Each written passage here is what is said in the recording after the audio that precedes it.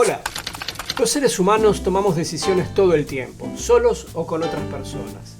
A veces sobre cuestiones triviales, más o menos previsibles y repetitivas y de bajo impacto para nuestras vidas o las vidas de los demás. Por ejemplo, ¿de qué color es la camisa que decido ponerme hoy?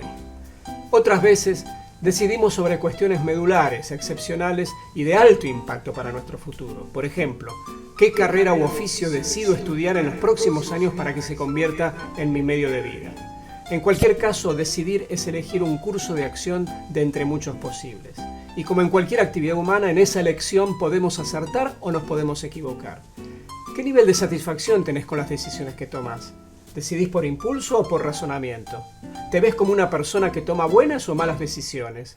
¿Cómo sabés si son buenas o malas tus decisiones? Cualquiera que sea tu nivel de satisfacción con la calidad de las decisiones que tomás, te invito a pensar si podrías tomar aún mejores decisiones de cualquier tipo, chicas, medianas o grandes. Quizás me digas, mirá Horacio, puede ser que valga la pena intentar mejorar mis decisiones en las cuestiones importantes, pero no le veo sentido a empeñarme en mejorar mis decisiones sobre cuestiones banales, como el color que elijo de mis camisas cada día. Si esa es la objeción que planteas, puedo en buena medida coincidir con vos. Pero con una salvedad, hay cosas simples que parecen triviales, que hacemos de manera automática porque las convertimos en rutinas inconscientes de cada día, que probablemente son la consecuencia de decisiones que tomamos alguna vez y que a fuerza de repetirse están generando un impacto importante en nuestra vida. Para esos casos, yo desafiaría tu respuesta anterior diciéndote: ¿y si eso que luce trivial en realidad te está impactando más de lo que percibís? Quizás esos hábitos y automatismos de hoy estén ocultando oportunidades desaprovechadas de tomar mejores decisiones acerca de las cosas que repetís todos los días. Entonces, en este video te propongo darles importancia a todas tus decisiones. Te voy a presentar un modelo racional simplificado para decidir, como lo habíamos anticipado en el episodio anterior, y voy a dejar para el próximo episodio el tratamiento de las decisiones junto con otras personas. Este último aspecto tiene entidad propia, cualquiera sea el método para decidir, porque implica contestarse esta pregunta: ¿quién tiene derecho, legitimidad u obligación de participar en la decisión que hay que tomar? Si a partir de ahora decidís dejar de ver este video, contanos los motivos en los comentarios. ¿Habrá sido una decisión por impulso o racional? Antes de empezar, dos aclaraciones importantes. Primera aclaración: hablo de método simplificado porque, habiendo distintos métodos racionales para decidir, describir en profundidad cualquiera de ellos podría tomar mucho espacio y convertir a este episodio en un largometraje en 4D. Dentro de los límites de un video de YouTube me pareció conveniente ofrecerte algo que pudiera resumir en pocos pasos. Segunda aclaración: cuando hablo de un método racional, no estoy insinuando que las emociones no son significativas o que debemos ignorarlas. De hecho, si careciéramos totalmente de emociones, probablemente perderíamos la capacidad de decidir, como lo plantea Daniel Goleman en su libro ya clásico, Inteligencia Emocional. Pero de las emociones nos vamos a ocupar en un futuro episodio. Mi planteo en este video se basa en la premisa de que la calidad de nuestras decisiones mejora en tanto pongamos toda nuestra racionalidad posible al servicio de ese proceso de decisión, aún sabiendo que las emociones siempre estarán presentes. Veamos ahora entonces el proceso racional o método racional de decisión. ¿Qué es decidir? Dijimos antes que decidir es elegir un curso de acción. ¿Curso de acción para qué? Para alcanzar una situación deseada. Si la situación deseada es la que ya tengo hoy, no hay nada que hacer ni hay nada que decidir. Ya estoy ahí. Pero si mi situación actual es distinta de la deseada y para mí es importante alcanzar la situación deseada, entonces algo tengo que hacer, algo tengo que decidir. A la diferencia entre la situación actual y la deseada la voy a llamar aquí la brecha. Porque existe una brecha, es necesario tomar una decisión. Entonces, ¿cuál es el primer paso para tomar una decisión racional? El primer paso es definir la brecha. ¿Cómo defino la brecha? Defino la brecha describiendo con claridad el contraste entre la situación actual y la situación deseada. Por ejemplo, imaginemos que en mi situación actual estoy en mi casa y que mi situación deseada es estar en la puerta del teatro para ver la función para la que compré entradas. Esa es mi brecha. Pero, ¿está bien definida así? Quizás podría aclararla un poco más. Cuanto más clara sea la definición de la brecha, más certera será mi decisión. Para darle más claridad, debería describir con mayor precisión la situación actual y la situación deseada. Por simplicidad y brevedad, en este video me voy a concentrar en describir mejor la situación deseada. Propongo para eso 3 criterios. Primer criterio, que sea específica y objetivamente observable. Si no lo es, no voy a poder evaluar al final si alcancé la situación deseada o no. Por ejemplo, mi situación deseada es encontrarme en la puerta del teatro con las entradas en la mano, junto a mi familia, vestido con la indumentaria adecuada, 30 minutos antes de la función. Esa es mi definición más específica de la situación deseada. Segundo criterio, que explicite el plazo para concretarla. Si no tiene plazo, podría postergar indefinidamente la ejecución de la decisión. Por ejemplo, como faltan 2 horas para que comience la función y yo quiero estar en la puerta del teatro desde media hora antes, necesito llegar allí en los próximos 90 minutos. Tercer criterio, que resulte alcanzable. No tiene sentido perder tiempo en decidir sobre cosas imposibles, pero ojo, tengamos en cuenta que la situación deseada es alcanzable o no, puede ser materia opinable. Por ahora tomemos este criterio como una especie de cable a tierra, para no olvidar al menos que es necesario considerar de algún modo la viabilidad de la situación deseada. Por ejemplo, me parecería imposible alcanzar la situación deseada en apenas 15 minutos, porque no vivo cerca del teatro y aún no me cambié la ropa y mi familia no está lista. Pero 90 minutos me parece un plazo razonable para llegar hasta el teatro de algún modo. El segundo paso para tomar una decisión racional es elegir un curso de acción para cerrar mi brecha. ¿Cómo elijo el curso de acción que más me serviría? Para elegir un curso de acción, primero es conveniente que identifique varias opciones posibles. Por ejemplo, puedo viajar al teatro en mi auto, en un taxi, en colectivo, en subterráneo, en bicicleta o en un vehículo que contrato desde mi celular. Cuando tengo una lista de opciones, no todas van a ser igual de válidas para alcanzar la situación deseada. Necesito entonces evaluarlas a la luz de distintos criterios. Algunas opciones tendrán diferentes impactos en los criterios que tengo en cuenta para decidir, más allá de que todas sirvan para llegar al teatro. Por ejemplo, descarto ir en taxi porque a esta hora corro el riesgo de no encontrar uno libre por mi barrio.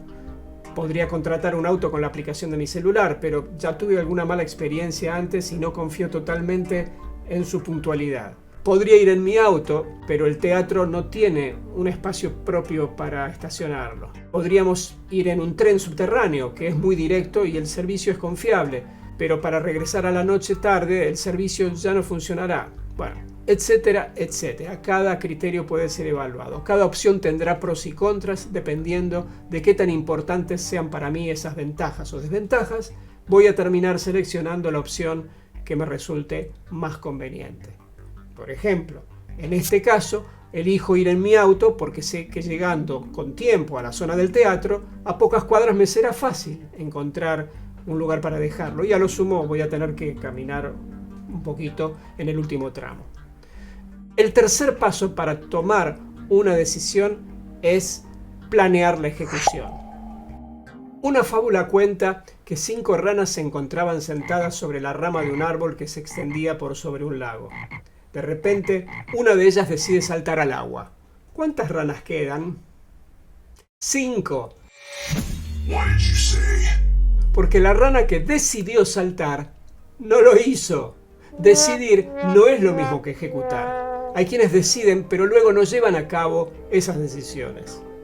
Para llevar a cabo la acción elegida es necesario planear su ejecución, lo que implica también tomar algunas microdecisiones que son tributarias de la decisión principal. Así como fue necesario tener claridad y precisión para definir la brecha, es también necesario tener claridad y precisión para especificar la acción que elegí para cerrar esa brecha. Y esto conduce a, primero, que yo especifique quién la llevará a cabo, con qué recursos, de qué manera, en qué momento y en qué lugar. Por ejemplo, si elegí ir en auto al teatro, toda la familia debe estar lista y dentro del vehículo en la cochera de mi casa dentro de exactamente 1 hora. Segundo, que yo comunique a otras personas involucradas o afectadas también es necesario. Como te comenté al principio, en el próximo episodio vamos a ocuparnos de la toma de decisiones con otras personas. Pero por ahora no lo hagamos tan complejo. En este ejemplo, tengo que comunicarle al resto de mi familia que en la próxima hora se preparen y nos encontremos en unos 60 minutos sobre el vehículo ya listos para salir. En tercer lugar, es necesario que yo monitoree con alguna regularidad dentro de la próxima hora que todos se estén preparando y que no haya sorpresas que nos impidan salir a tiempo.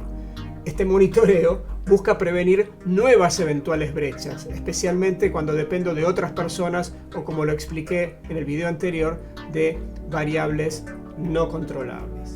Entonces, recordando la fábula de las ranas, te propongo que para que el proceso racional de decisión nos lleve realmente a un lugar distinto, acordemos que la decisión no es decisión si no se ejecuta. Que si bien en esa fábula yo te sugerí diferenciar y separar la decisión de la ejecución, lo hice simplemente para recordarnos que la ejecución no es obvia.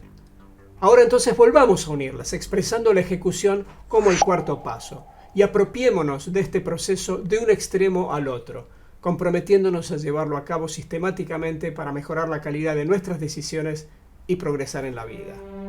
Al principio de este episodio, te desafié a pensar si valía la pena aplicar el método racional a cualquier decisión, grande, mediana o chica. Rigurosamente, no te propongo que cada decisión de cada día pase por este proceso completo. Probablemente no sea necesario.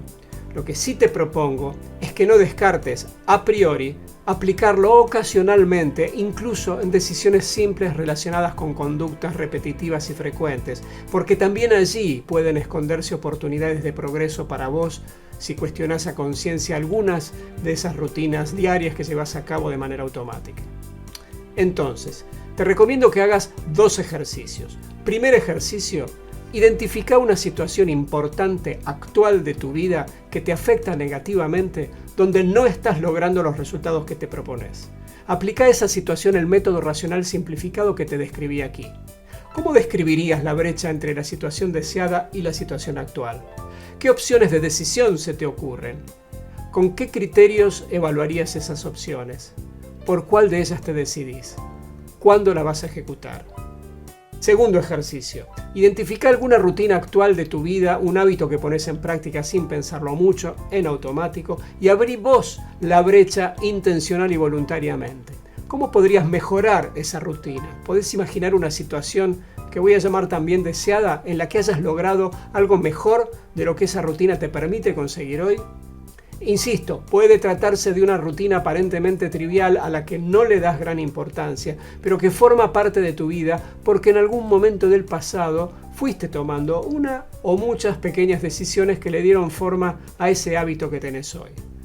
Por ejemplo, podría ser el itinerario o el medio de transporte que usás regularmente para ir a tu trabajo, el modo en que organizás las compras para tu casa, tus maneras acostumbradas de usar tu tiempo. Cualquiera sea el hábito que elijas, aplica también el método racional simplificado y hacete las mismas preguntas que te sugerí para el ejercicio anterior. Estos 2 ejercicios pueden ser no solo útiles para que practiques y te familiarices con el método, sino para obtener mejoras en las 2 brechas sobre las que elijas trabajar. Déjanos tus comentarios luego de hacer la experiencia. Me interesa especialmente saber si por ponerte a pensar aplicando este método accediste a perspectivas diferentes sobre esas situaciones y si como consecuencia de eso lograste descubrir nuevas opciones sobre las que pudiste decidir y ejecutarlas. Por supuesto, también podés terminar de ver este video y decidir no hacer nada al respecto. Quizás decidís no hacer nada porque no le viste mucho valor a este tema y eso me daría mucha pena. O quizás porque a pesar de verlo valioso encontrás excusas para no ocuparte. Si te pasa esto último, te sugiero que veas el episodio anterior y verifiques si no te estás autolimitando desde una perspectiva de víctima. Este autoexamen de tus pensamientos es también parte de la gimnasia que una y otra vez te vamos a invitar a poner en práctica en este canal como camino para acelerar tu progreso en la vida.